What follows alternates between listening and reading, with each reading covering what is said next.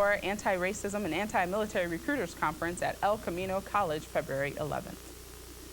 A Trails group planning to celebrate the Martin Luther King holiday last week says they felt threatened by the property owner of an abolitionist grave site. The trail users say they've seen the property owner walking around with a gun and trying to intimidate hikers who want to see the landmark. CCN's Catherine Cortez has more.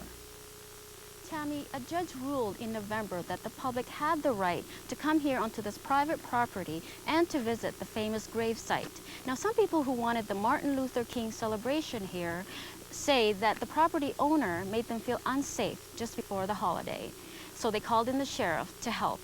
Attorney Paul Ayers says there was good reason for trail users to celebrate the Martin Luther King holiday on Little Round Top, the site of abolitionist Owen Brown's grave.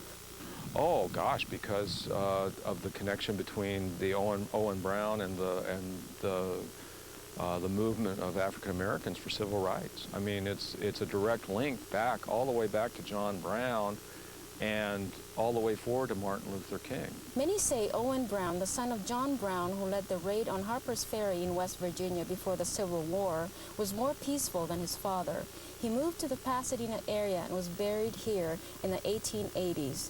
Ayers says after a recent court ruling that allowed the public to hike on private property to reach the grave site, the group Save the Altadena Trails decided to hold the celebration here.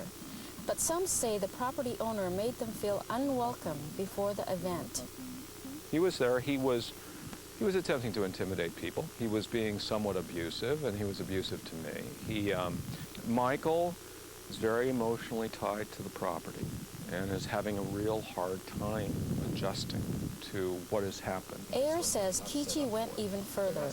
Michael had been seen with a shotgun right after the judgment. And not only that, but Ayers says Kichi, who refused to come out of his van when we tried to get his side of the story, has also been seen with what looked like an automatic handgun.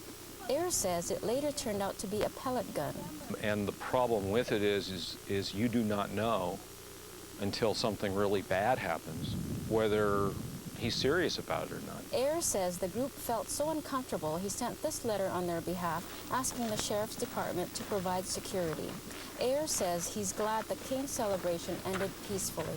I saw a sheriff's car come down, but I think most of the work with Michael took place before the event in terms of the sheriffs. They just said, you know, you got to cool it.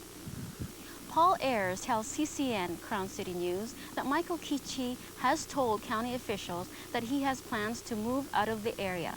In Altadena, Catherine Cortez, CCN. Ayers says when the grave marker went missing in 2002, he suspected Kichi as the one who took it. Again, we tried to speak with Mr. Kichi, but he would not comment. During the King celebration, Altadena historian Michelle Zach also gave a talk on the history of the grave site and the community's role during the civil rights movement.